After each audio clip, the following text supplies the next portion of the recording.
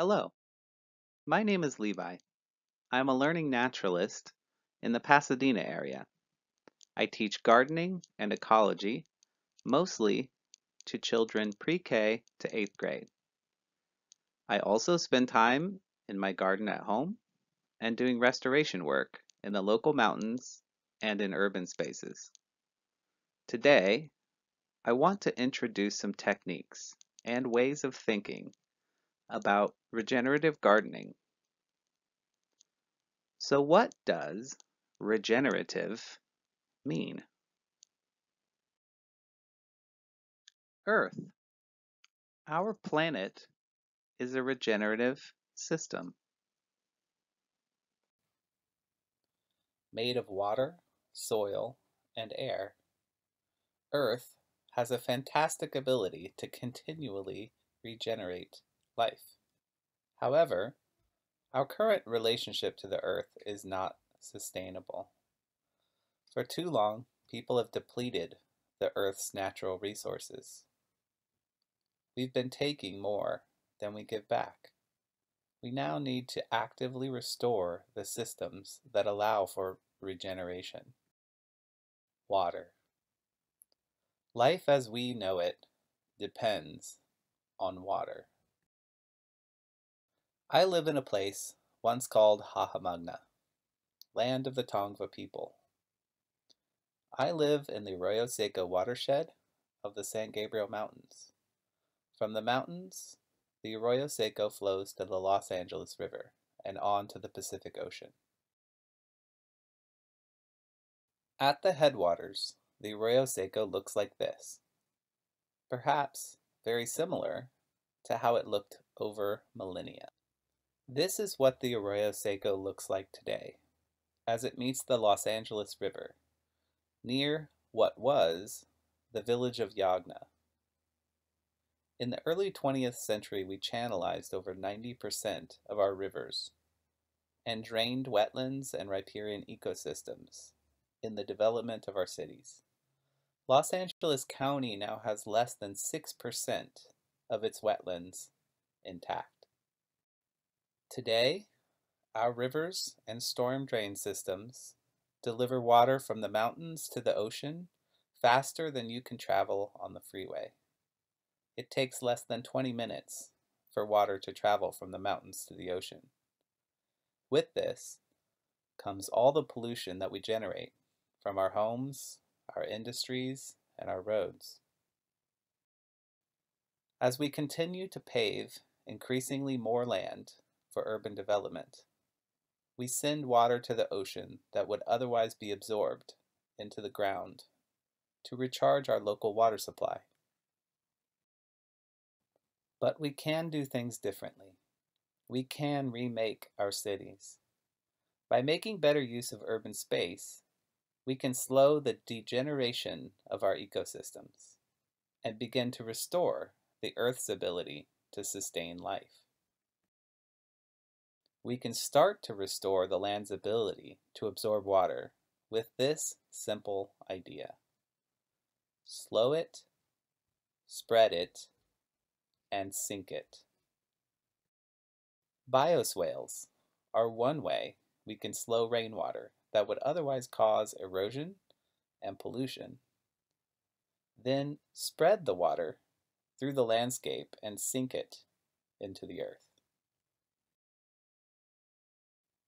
Beyond capturing water, bioswales increase the health of the soil.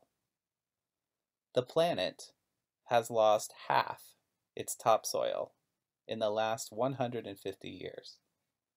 This is due to erosion of our topsoil caused by conventional agriculture and deforestation. In addition to slowing erosion, healthy soil reduces carbon in the atmosphere.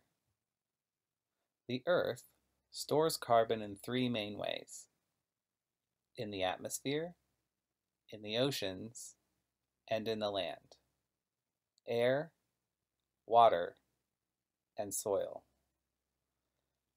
Our atmosphere is saturated, which causes warming. Our oceans are saturated, causing acidification. Our land is depleted, causing infertility. The greatest potential for drawing down carbon out of the atmosphere and slowing ocean acidification is caring for our soil.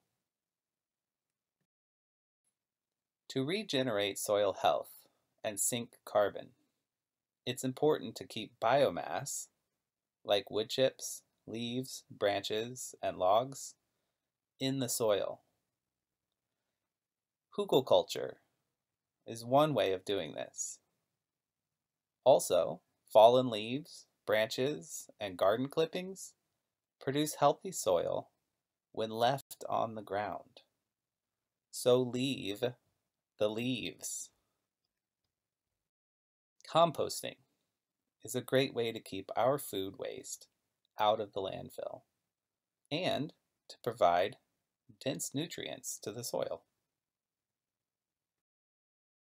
So, how can we help clean the air? Plants. I know you like that answer. So what is a native plant? Why should we choose native plants? Native plants have evolved as an essential part of our local ecosystem. They require little or no irrigation.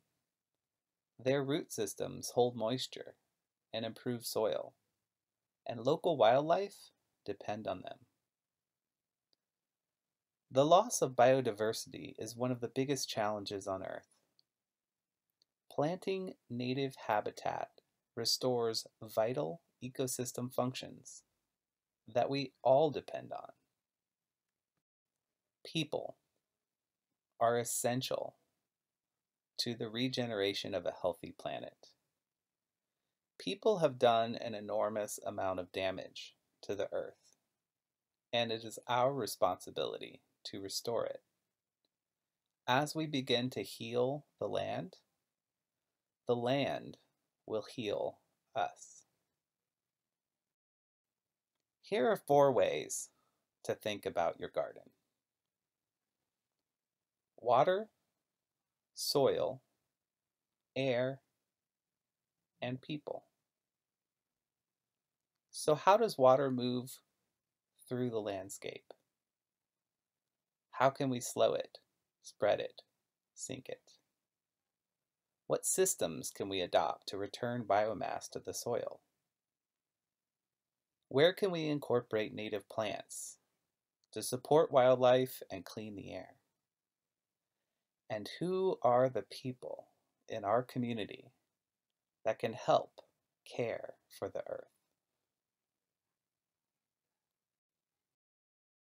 So, before you start digging and planting, take time to consider what's happening around you. Start a journal and record what you're witnessing. Start mapping your space and how it fits into the land around you. Originally, this presentation was meant to be a workshop in the field.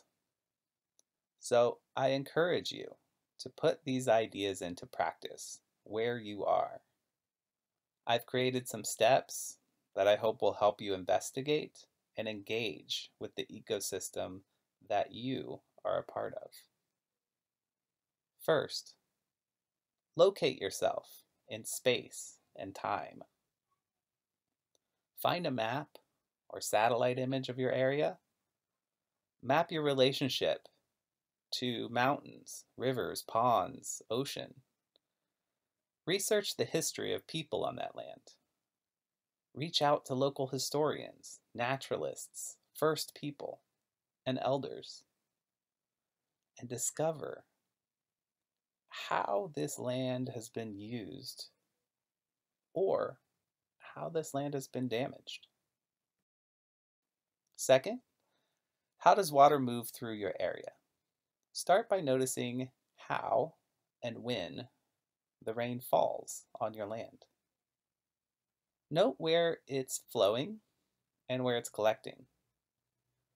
Think about your area in a micro scale and a macro scale. How are you affected by mountains and oceans? And how are you affected by local tree canopy or pavement?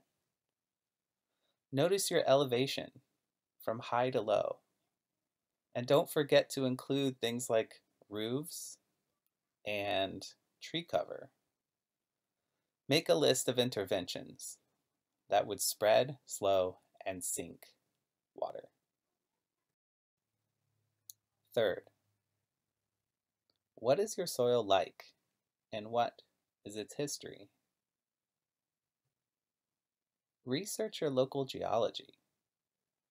This has a huge impact on what your soil is like. Take samples of the soil from around your area and at different depths.